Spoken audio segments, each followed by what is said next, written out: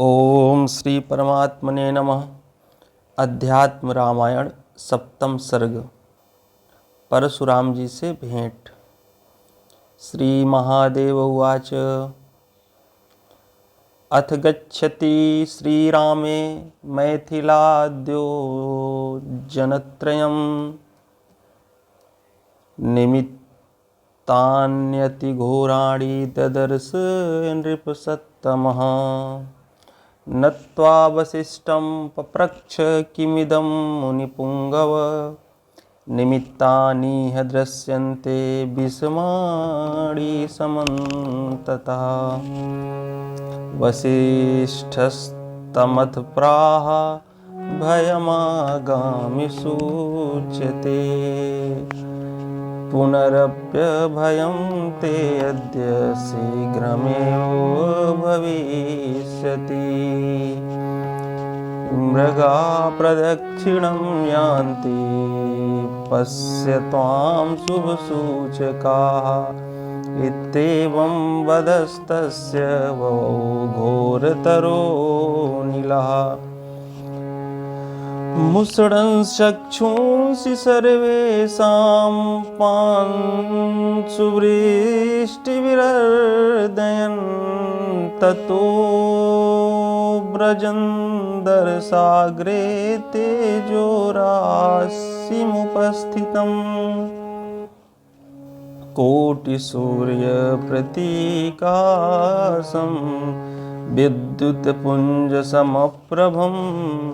तेजोराशिं ददर्शार्थ जामदग्न्यं प्रतापवान्। नीलमेघनिभं प्रांशुं जटामण्डलमण्डितं। धनुःपरशुपाणिं च साक्षात् कालमिवान्तकम्। कार्तवीर्यान्तकं रामं द्रप्तक्षत्रियमर्दनं। प्राप्तं दशरथस्याग्रे कालं मृत्युमिवापरम्। तं दृष्ट्वा भयसन्त्रस्तो राजा दशरथस्तदा अर्घ्यादिपूजां विस्मृत्य त्राहि त्राहीति चाब्रवीत्। दण्डवत् प्रणिपत्याः पुत्रप्राणं प्रयच्छ मे। इति ब्रुवन्तं राजानम् आदृत्य रघुत्तमम्। उवाच निष्ठुरं वाक्यं क्रोधात् प्रचलितेन्द्रियः। त्वं राम इति नाम्ना मे चरसि क्षत्रियाधमा। द्वन्द्वयुद्धं प्रयच्छासु यदि त्वं क्षत्रियोऽसि वै। पुराणं जर्जरं चापं भङ्क्त्वा त्वं कथसे मुधा। अस्मिमस्तु वैष्णवे चाप आरोपयसि चेद्गुणं। तदा युद्धं त्वया सार्धं करोपि रघुवंशजः। नो चेत् सर्वान् हनिष्यामि क्षत्रियान्तकरो ह्ययम्। इति ब्रुवति वै तस्मिन् चचाल वसुधावृशम्। अन्धकारो बभूवाथ सर्वेषामपि चक्षुषां। रामो दाशरथिर्वीर्यो वीक्ष्य तं भार्गवं वृषा। धनुराच्छिद्य तद्हस्तादारोप्य गूढमञ्जसा। तूणीराद्बाणमादाय सन्धायाकृष्य वीर्यवान्। उवाच भार्गवं रामं शृणु ब्रह्मन् वचो मम। लक्ष्यं दर्शय बाणस्य ह्यमोघो मम सहायकः। लोकान् पादयुगं वापि वद शीघ्रं ममाज्ञया। अयं लोकः परो अथ त्वया गन्तुं न शक्यते। एवं त्वं हि प्रकर्तव्यं वद शीघ्रं ममाज्ञया। एवं वदति श्रीरामे भार्गवो विकृताननः। संस्मरन् पूर्ववृत्तान्तमिदं वचनमब्रवीत् राम राम महाबाहो जाने त्वां परमेश्वरम् पुराणपुरुषं विष्णुं जगत्सर्गलयोद्भवम्। बाल्ये अहं तपसा विष्णुमाराधयितुमञ्जसा। बाल्येऽहं तपसा विष्णुमाराधयितुमञ्जसा। चक्रतीर्थं शुभं गत्वा तपसा विष्णुमन्वहम्। अतोऽयं महात्मानं नारायणं मन्यधीय। ततः प्रसन्नो देवेशः शङ्खचक्रगदाधरः। उवाच मां रघुश्रेष्ठ प्रसन्न मुखपङ्कजः। श्रीभगवानुवाच उत्तिष्ठ तपसो ब्रह्मन् फलितं ते तपो महत्। मच्चिदंशेन युक्तस्त्वं जहि हयपुङ्गमम्। कार्तवीर्यं पितृहणं यदर्थं तपसहस्रमः। ततस्त्रिसप्तकृत्वस्त्वं हत्वा क्षत्रियमण्डलम्। कृत्स्नां भूमिं कश्यपाय दत्त्वा शान्तिमुपावह। त्रेतामुखे दाशरथिर्भूत्वा रामोऽहमव्ययः। उत्पत्से परया शक्त्या तदा द्रक्ष्यसि मां ततः। मत्तेजः पुनरादास्ये त्वयि दत्तं मया पुरा। तदा तपश्चरन् लोके तिष्ठ त्वं ब्रह्मणो दिनम्। इत्युक्त्वान्तर्दधे देवस्तथा सर्वं कृतं मया। स एव विष्णुस्त्वं राम जातोऽसि ब्रह्मणार्थितः। मयि स्थितं तु त्वत्तेजस्त्वयैव पुनराहृतम्। अद्य मे सफलं जन्म प्रतीतोऽसि मम प्रभो। ब्रह्मादिभिर्लभ्यस्त्वं प्रकृतेः पारगो मतः। त्वयि जन्मादिषड्भावा न सत्यज्ञानसम्भवाः। निर्विकारोऽसि पूर्णस्त्वं गमनादिविवर्जितः।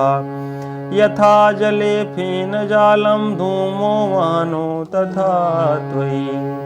त्वदाधारा त्वद्विषया माया कार्यं सृजत्यहो।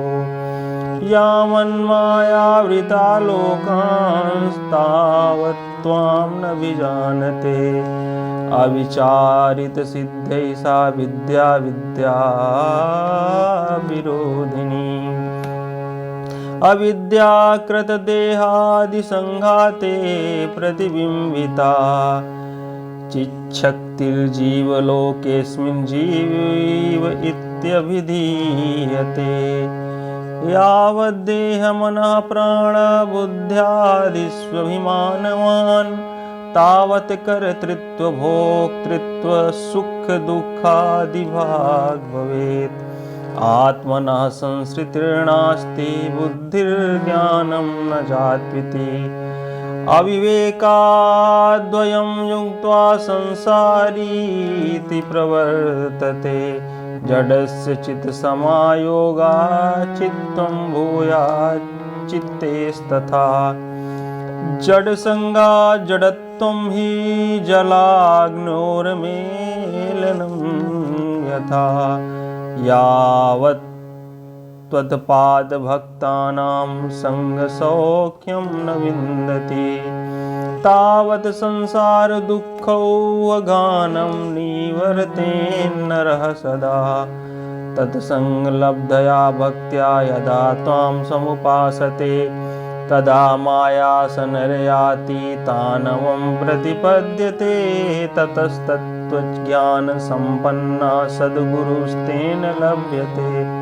वाक्यज्ञानं गुरुर्लब्ध्वा त्वत्प्रसादाद् विमुच्यते। तस्मात् त्वद्भक्तिहीनानां कल्पकोटिशतैरपि न मुक्तिशङ्का विज्ञानशङ्का नैवं सुखं तथा। अतस्त्वत्पादयुगले भक्तिर्मे जन्म जन्मनि स्यात् त्वद्भक्तिमतां संज्ञो विद्यायाभ्यां विनश्यति। लोके त्वद्धर्मामृतवर्षिणः पुनन्ति लोकमखिलं किं पुनः स्वकुलोद्भवान्। नमोऽस्तु जगतां नाथ नमस्ते भक्तिभावन नमः कारुणिकानन्त रामचन्द्र नमोऽस्तु ते। देव यदत्कृतं पुण्यं मया लोकजिगीषया तत्सर्वं तव बाणाय भूयाद्राम नमोऽस्तु ते। ततः प्रसन्नो भगवान् श्रीरामः करुणामयः प्रसन्नोऽस्मि तव ब्रह्मण्यत्ते मनसि वर्तते।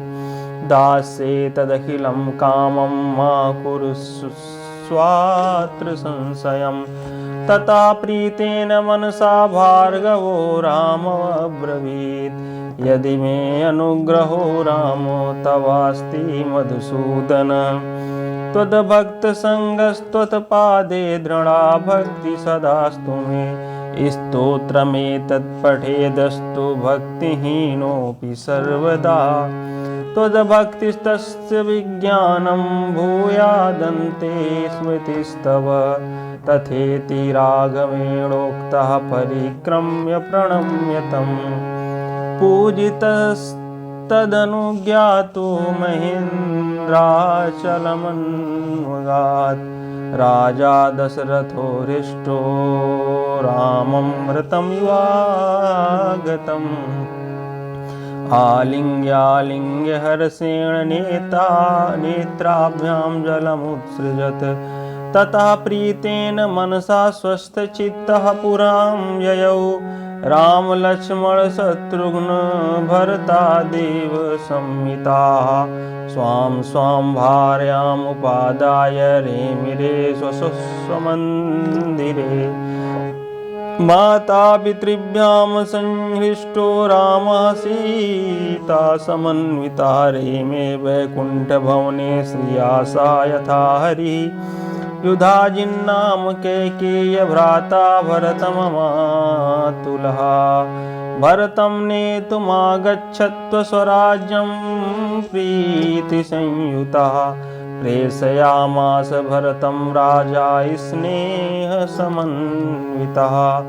शत्रुघ्नं चापि सम्पूज्य युधाजितमरिन्दमः। कौसल्या सुशुभे देवी रामेण सह सीतया। देवमातेव पौलोम्या सच्या सक्रेण शोभना। कौसल्या सुशुभे देवी रामेण सह सीतया। देवमातेव पौलोम्या सच्या सक्रेण शोभना। साकेते लोकनाथ प्रथित गुणगणो लोक संगीत कीर्ति। श्रीराम सीतयास्ते अखिल जननिकरानंद संदोह मूर्ति। नित्य श्रीनिर्विकारो निरवधि विभयो नित्य माया निरासो। माया कार्यानुसारी मनुजीव सदा भाति देवोऽखिलेशः। इति श्रीमदध्यात्मरामायणे उमामहेश्वर संवादे बालकांडे सप्तमः सर्गः। बोलिए वृंदावन बिहारी लाल जी की जय। सियावर रामचंद्र जी की जय। उमापति महादेव जी की जय। पवन सुत हनुमान जी की जय। जय जय श्री सीताराम।